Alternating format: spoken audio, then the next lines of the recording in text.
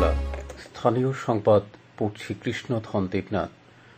অর্থমন্ত্রী প্রণজিৎ সিংহ রায় বলেছেন, আগামী ৩১ ডিসেম্বর রাজ্য ডিজিটাল ত্রিপুরা হিসেবে ঘোষণা হতে চলেছে। তারপর থেকে রাজ্যের সরকারি প্রতিষ্ঠানগুলোতে কাগজবিহীন কাজ চলবে। তিনি বলেন, প্রধানমন্ত্রী নরেন্দ্র মোদীর ঘোষণা অনুযায়ী ডিজিটাল ইন্ডিয়া তথা ডিজিটাল ত্রিপুরা গড়ে তোলার জন্য বিজ্ঞানের অবদান রয়েছে। উদয়পুর রমেশ স্কুলে আয়োজিত দুদিনব্যাপী গোমতী জেলা ভিত্তিক বিজ্ঞান মেলার উদ্বোধন করে তিনি গতকাল কথা বলেন। জেলার ৪৭টি স্কুল থেকে ৬৭টি বিজ্ঞান ভিত্তিক মডেল খুঁদে বিজ্ঞানীরা এতে উপস্থাপন করে।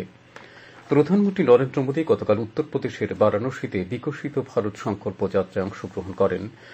আজ তিনি সরবেদ মহামন্দিরটি পরিদর্শন এবং উদ্বোধন করবেন। তিনি প্রায় ২০,০০০ কোটি টাকার একাধিক উন্নয়ন প্রকল্পের উদ্বোধন ও ভিত্তিপ্রস্তর স্থাপন করবেন। প্রধানমন্ত্রী বারাণসী থেকে আরেকটি বন্দে ভারত এক্সপ্রেস এবং কন্যাকুমারী বারাণসী তামিল সঙ্গম ট্রেনের যাত্রারও সূচনা করবেন। বিকশিত ভারত সংকল্প যাত্রার ভ্রাম্যমাণ সচেতনতামূলক ভ্যান গতকাল ফটিকরায় বিধানসভা কেন্দ্রের অধীন পশ্চিম মশাউলি গ্রাম পঞ্চায়েত এলাকায় পৌঁছলে এলাকার মানুষ প্রবল হর্ষ উল্লাসের মধ্য দিয়ে একে অভ্যর্থনা জানান। অন্যদিকে বিকশিত ভারত সংকল্প যাত্রার ভ্রাম্যমাণ গাড়ি গতকাল উদয়পুর পুর পরিষদের ব্রহ্মাবাড়ি এবং মহাদেববাড়ি এলাকায় পৌঁছলে অর্থমন্ত্রী প্রণজিৎ সিংহ রায় গাড়িটিকে স্বাগত জানান। এদিকে দক্ষিণ জেলার কৃষ্ণমুখ ব্লকের শিবপুর এডিসি ভিলেজে বিকশিত ভারত সংকল্প যাত্রা ও সুশাসন কর্মসূচিতে বিকাশ মেলা অনুষ্ঠিত হয়। প্রধানমন্ত্রী নরেন্দ্র মোদী বলেছেন, বিশ্বব্যাপী ভারতকে কেন্দ্র করে বর্তমানে আলোচনা হচ্ছে এবং মেড ইন ইন্ডিয়া একটি প্রভাবশালী ব্র্যান্ড হয়ে উঠেছে।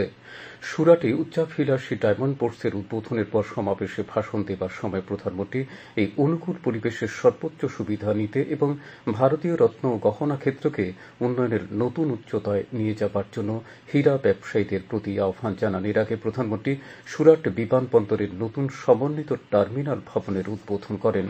ত্রিপুরা কৃষি স্নাতক সমিতির দ্বিবার্ষিক সম্মেলন গতকাল রাজধানীর রবীন্দ্র শতবার্ষিকী ভবনে অনুষ্ঠিত হয়।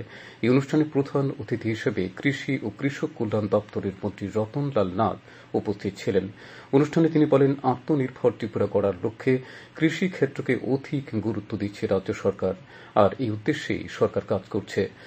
এই অনুষ্ঠানে ৮ জন প্রগতিশীল কৃষককে সংবর্ধনা প্রদান করা হয়। অর্থমন্ত্রী প্রণজিৎ সিংহ রায় গতকাল উদয়পুর লেক সিটি শপিং কমপ্লেক্সে ত্রিপুরা কেমিস্ট অ্যান্ড ড্রাগিস্ট অ্যাসোসিয়েশনের উদয়পুর মহকুমা কমিটির অফিসের দ্বার উদ্ঘাটন করেন। অ্যাসোসিয়েশনের উদ্যোগে আয়োজিত রক্তদান শিবিরেরও তিনি উদ্বোধন করেন।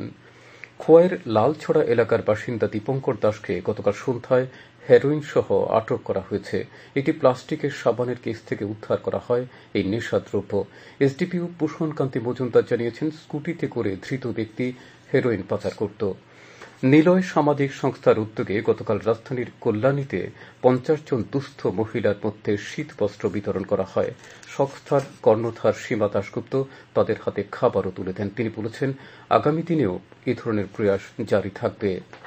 খোয়াইয়ের চেবড়িতে গতকাল রাতে যান দুর্ঘটনায় গুরুতরভাবে জখম হয়েছেন ৪ জন। অগ্নি নির্বাপক দপ্তরের কর্মীরা জানিয়েছেন, টমটম ও বাইকের মধ্যে সংঘর্ষের ফলে এই দুর্ঘটনা। আহতদের উদ্ধার করে খোয়াই জেলা হাসপাতালে নিয়ে গেলে কর্তব্যরত চিকিৎসক তাদের মধ্যে ৩ জনকেই জিবি হাসপাতালে রেফার করেন। খোয়াই লালছড়া এলাকার ৪টি দরিদ্র পরিবারের ছেলেমেয়ের পড়াশোনার সম্পূর্ণ দায়িত্ব নিয়েছেন খোয়াইয়ের বিশিষ্ট সমাজসেবী অভিজিৎ দত্ত ভৌমিক।